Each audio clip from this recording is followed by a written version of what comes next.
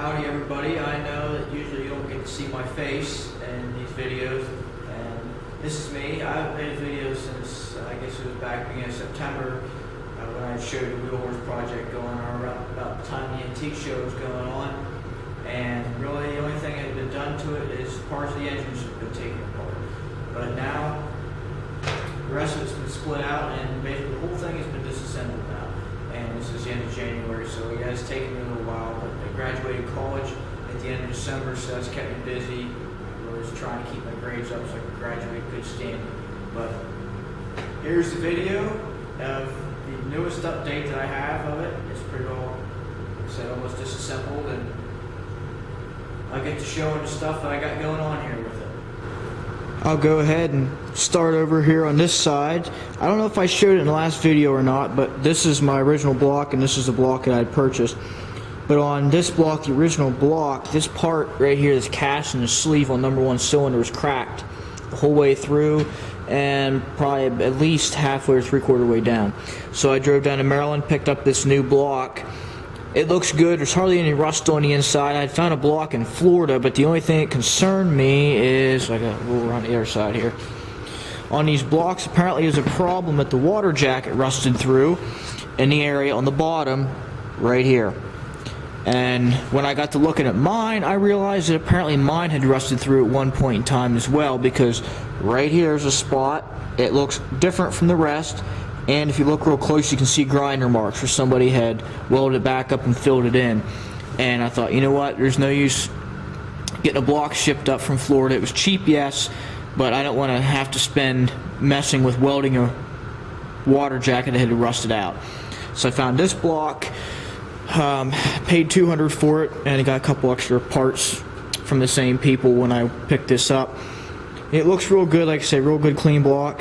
The only thing I'm not sure about, I don't know much about these John Deeres and the castings and stuff like that, but you really can't tell in the video because it's not quite clear, but on this, I don't know whether the casting is off or what. I haven't checked the bore out, but down here it's thick, and up here around the side the casting is thinner.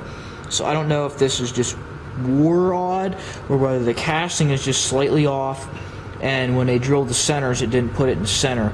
My other block isn't like that. It looks like it's pretty well same thickness the whole way around, but this is the top and this is the bottom, so in theory this should be more war than this. But like I said, I don't know much about John Deere's and their castings and things like that, so if anybody knows anything about it, chime in, because like I said, I haven't got it checked out yet to see if it's round or not. Got the axles pulled, everything looked pretty good with them. Gonna get all new bearings and races and that. The one grease seal had been gone out for quite a while. It's got a lot of grease in there, and up inside the axles you can't see, but they were filled with the grease pretty good. Spin around the back here. This is what the internals look like. Not too bad. Like I said, the grease seals are shot on both the inside and outside. A little bit of diesel fuel left in there, a little bit of sludge, but not as bad as I had thought there would be. Alright, we'll spin over here to my transmission shafts here. This is a little one off the PTO. It drives the PTO, a little 90-degree gear. Bearing looked okay, bushings looked okay. This would be the top shaft in the transmission. This had a gear on it. I had to work and work and work to get that silly gear off there. It's just a key on there and a smooth board, and I had to heat it and do all kinds of nasty work with the hammer to get it to come off, and finally it did get it to come off. But the only thing that concerns me is this is the one that has the small bearing that runs inside that gear right there. But this bearing, when you stick it on the shaft right here, it slides on there and it is all kinds of loose. And that's just not the outer race of the bearing wobbling, that's the whole bearing wobbling on the shaft. So I don't know where that shaft is shot, because I imagine that inner race of the bearing had been running on that shaft for quite a while. But this outer race does fit tight into that other gear. This would be the bottom shaft. Everything looked pretty good with that, except for when I went to take this little nut off there. I'm like, how in the world am I going to get a chisel or a punch or something like that in there to get a hold of that to spin it loose? And I just happened to reach up inside there and touch it with my fingers, and it spun.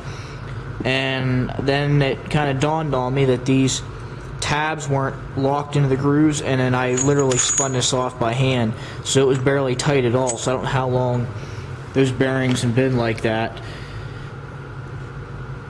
And we'll go over here. This shaft right here, this is the one that little bearing fits inside of. It runs right in there.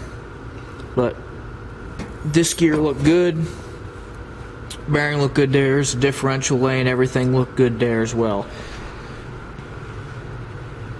The teeth are chewed up a little bit on the edge of the transmission gears here from a little bit of grinding, but they're not too bad. I mean, I'd like to see them a little better, but there's none missing. They are chewed up a little bit at the edge, and that's basically just it. I think that's all I got here. Oh, I don't know if I showed this or not. Yeah, I think I did show the bowl gear, teeth missing off the bowl gear.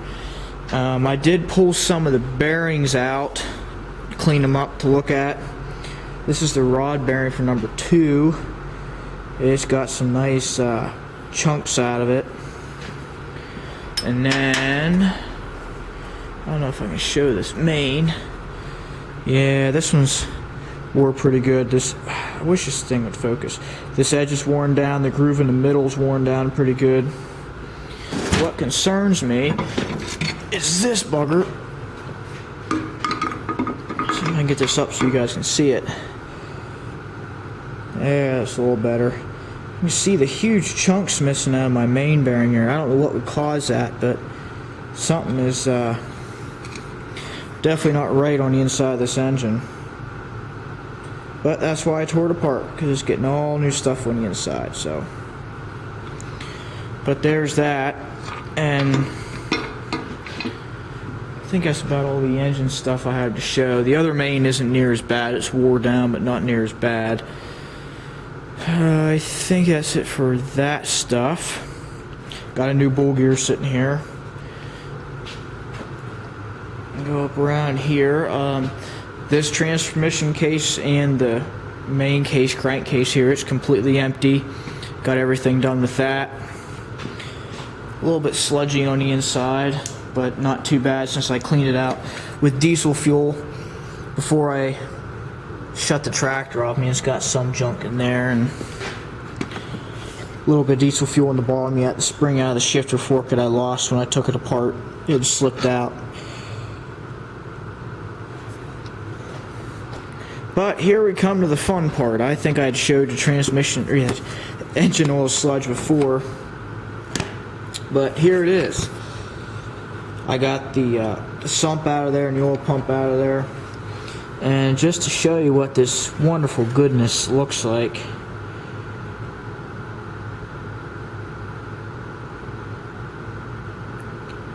good stuff.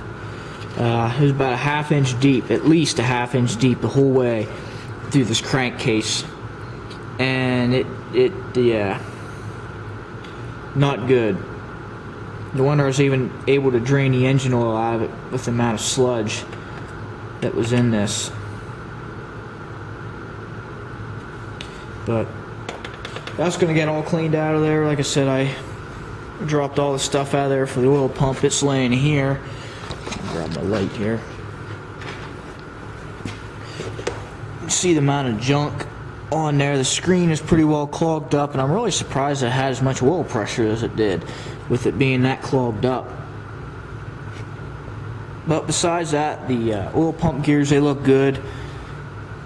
The oil, it looked black coming out, but nothing too terrible.